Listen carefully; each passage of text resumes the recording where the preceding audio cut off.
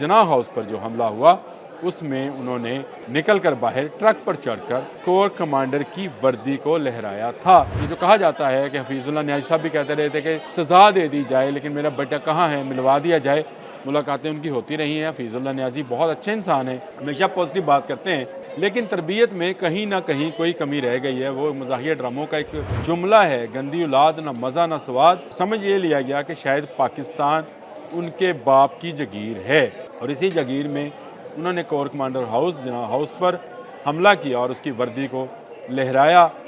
اس حملے کو لے کر ان پر مقدمہ چلا، تمام ثبوت فراہم کیے گئے، ان کو دکھائے گئے۔ امریکن اسٹیٹ ڈپارٹمنٹ نے کہا کہ آرمی عدالتوں میں جو انصاف کی فراہمی ہے وہ یقینی نہیں ہوتی، اس لیے ان کو سویلین عدالتوں میں لے جایا جائے۔ ان کو یہ پتہ ہونا چاہیے کہ آرمی عدالت تک کا جو کیس ہے سویلین عدالت سے ہی ہو کر آیا ہے۔ بسم اللہ الرحمن الرحیم، السلام علیکم۔ بولتے کالم کے ساتھ میں عامر رضا خان۔ امریکہ کو کرارا جواب دے دیا گیا۔ جی ہاں، امریکہ اسٹیٹ ڈپارٹمنٹ نے جو پریس ریلیز جاری کی تھی 2 دن پہلے، میں نے آپ سے کہا تھا کہ اس کا جواب 9 مئی کے ملزمان کو سزا دے کر دیا جائے گا، اور وہی ہوا کہ آج ISPR نے مزید 60 ملزمان کو سزا دینے کا جو ہے وہ اعلان کر دیا۔ ان کو مختلف سزائیں دی گئی ہیں، لیکن اس میں جو پہلا نام ہے وہ بانی PTI عمران خان کے بھانجے حسام نیازی کا ہے۔ لوگ پوچھ رہے ہیں کہ حسام نیازی نے ایسا کیا کیا کہ اس کو 10 سال قید کی سزا ہوئی۔ تو حسام نیازی نے ایک جتھا تیار کیا، اور اس جتھے کی کارروائی جو ہے جناح ہاؤس لاہور میں، لاہور کینٹ کے اندر جو کور کمانڈر لاہور کی رہائش گاہ تھی اس پر حملہ کرنے کے لیے وہ بذات خود گئے۔ ان کی والدہ علیمہ خان اس میں موجود تھیں، ڈاکٹر یاسمین راشد جو گرفتار ہیں وہ بھی گئیں، اور اس کور کمانڈر ہاؤس یعنی جناح ہاؤس پر جو حملہ ہوا اس میں انہوں نے نکل کر باہر ٹرک پر چڑھ کر کور کمانڈر کی وردی کو لہرایا تھا۔ یہ جو کہا جاتا ہے کہ حفیظ اللہ نیازی صاحب بھی کہتے رہے تھے کہ سزا دے دی جائے لیکن میرا بیٹا کہاں ہے، ملوا دیا جائے۔ ملاقاتیں ان کی ہوتی رہی ہیں۔ حفیظ اللہ نیازی بہت اچھے انسان ہیں، ہمیشہ پازیٹیو بات کرتے ہیں، لیکن تربیت میں کہیں نہ کہیں کوئی کمی رہ گئی ہے۔ وہ مزاحیہ ڈراموں کا ایک جملہ ہے، گندی اولاد نہ مزہ نہ سواد۔ حسام نیازی صرف ایک فوجی وردی لہرانے کے مرتکب نہیں ہوئے، اس کے علاوہ بھی انہوں نے بہت سارے کام ایسے کر رکھے ہیں جو سزا کے لائق تھے، لیکن وہ سویلین عدالتیں تھیں جہاں سے وہ خود بھی وکیل ہیں، باہر آ جایا کرتے تھے۔ ایک گاڑی والے کو یاد ہے انہوں نے نکل کر پیٹا تھا، مارا تھا، گرفتار ہوئے تھے، پرچہ ہوا تھا، لیکن اثر رسوخ زیادہ تھا۔ وزیر اعظم کا بھانجا تھا، اس وقت کے وزیر اعظم کا بھانجا تھا، علیمہ خان کا بیٹا تھا، حفیظ اللہ نیازی جو بہت ہی سینئر جرنلسٹ ہیں ان کا بیٹا تھا، اس لیے کچھ نہیں ہوا۔ تو سمجھ یہ لیا گیا کہ شاید پاکستان ان کے باپ کی جگیر ہے، اور اسی جگیر میں انہوں نے کور کمانڈر جناح ہاؤس پر حملہ کیا اور اس کی وردی کو لہرایا۔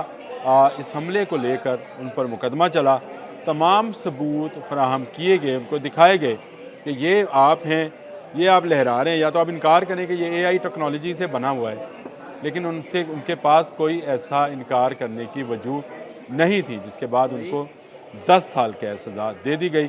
عباد الحق آپ کو یاد ہوں گے، لاہور سے انہوں نے الیکشن لڑا تھا محترمہ مریم نواز کے مقابلے میں، اور جن کا کہا جاتا ہے کہ بیٹا بیمار تھا اور گرفتاری کے دوران ان کو جو سزا ہو گئی تھی، جو گرفتار ہو گئے تھے، ان کے بیٹے کا انتقال بھی ہوا تھا، ان کو بھی 2 سال قید ہوئی ہے۔ 60 ملزمان ہیں، خبریں آپ سن رہے ہوں گے، لیکن حسام نیازی کو سزا دینا اتنا کیوں اہم ہے؟ وہ اس لیے اہم ہے کہ وہ ایک ایسے خانوادے سے تعلق رکھتے ہیں جس کے شخص نے اس ملک میں وزارت عظمیٰ کا عہدہ سنبھالا تھا، جس کے بعد یہ خاندان یہ سمجھ رہا تھا کہ پاکستان میں وہ جو چاہیں کر سکتے ہیں، کسی دوسرے کو ایسا کرنے کی اجازت نہیں ہے۔ یعنی وہ ایسا کام بھی کر سکتے ہیں جو ملک کی سالمیت کے لیے خطرہ ہو۔ ان کے ماموں جو ہیں جو پوری قوم کو ماموں بنانا چاہتے تھے، وہ آج کل اڈیالہ میں ہوتے ہیں، وہ بھی یہی کام کرتے ہیں۔ انہوں نے کبھی سول نافرمانی کی بات کی، کبھی کہا میرے نوجوانوں نکلو، آپ کا حق ہے، کبھی انہوں نے شیخ مجیب جو ہیں بنگلہ دیش والے، ان کی حمایت کی، کبھی کچھ کیا۔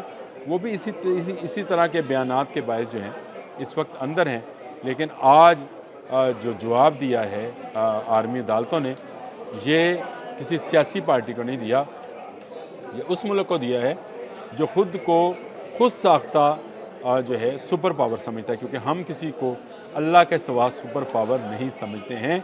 अमेरिकन स्टेट डिपार्टमेंट ने कहा कि आर्मी अदालतों में जो इंसाफ की फराहमी है वो यकीनी नहीं होती, इसलिए उनको सिविलियन अदालतों में ले जाया जाए। उनको ये पता होना चाहिए कि आर्मी अदालत तक का जो केस है सिविलियन अदालत से ही होकर आया है, जिसमें सिविलियन अदालतों ने उन्हें सज़ाएं सुनाने का कहा था। अगर आपको याद है तो आईनी अदालतों का ये फ़ैसला आया और उसके बाद अमेरिका ने उसको मुबहम करने के लिए स्टेट डिपार्टमेंट ने इस तरह की बात घड़ी थी। ख़त लिखा गया था जिस पर लुटियाँ डाली गई थी कि अब सज़ा नहीं होगी, जिनको 50 को पहले होनी थी हो गई, अगले ने टुंग दिता जे हसाम न्याजी ने। जी हाँ, जिन्होंने सज़ा देनी थी उन्होंने हसाम न्याजी को भी सज़ा दे दी है। गो उनको अपील का हक़ हासिल रहेगा, वो अपील कर सकते हैं, लेकिन इतने वाज़िया सबूतों के बाद वो क्या अपील करेंगे? क्या ये कहेंगे कि वो जो वीडियो में नज़र आता हुआ वो पेंट लहराता हुआ शख्स है वो हसाम न्याजी नहीं कोई और है, वो AI टेक्नोलॉजी है? क्या हलीमा खान इससे इनकार करती हैं कि उनका बेटा उस जत्थे में शामिल था, बल्कि उस जत्थे को लीड कर रहा था जिसने जिन्ना हाउस लाहौर पर हमला किया? वो कीमती नवादरात जो कायद आज़म रहमतुल्लाह अलैह से जो है मंसूब थे उनको जलाया गया। कोर कमांडर के कपड़ों की, उनके कमरों की, उनके फ्रिज की जो है लूट मार तक की गई और उसकी वीडियोस बनाकर सोशल मीडिया पर अपलोड की गई। भारत को खुश किया गया। जी हाँ, इससे सबसे ज़्यादा खुश कौन होगा? भारत होगा। समझा ये जाने लगा था, कभी इनकलाब बांग्लादेश की बात की जाती थी, कभी इनकलाब पता नहीं फ्रांस की बात की जाती थी, तो ये कोई बनाना रिपब्लिक तो थी नहीं जो अपने मुल्ज़मान को, अपने मुजरमान को ऐसे ही छोड़ देगी।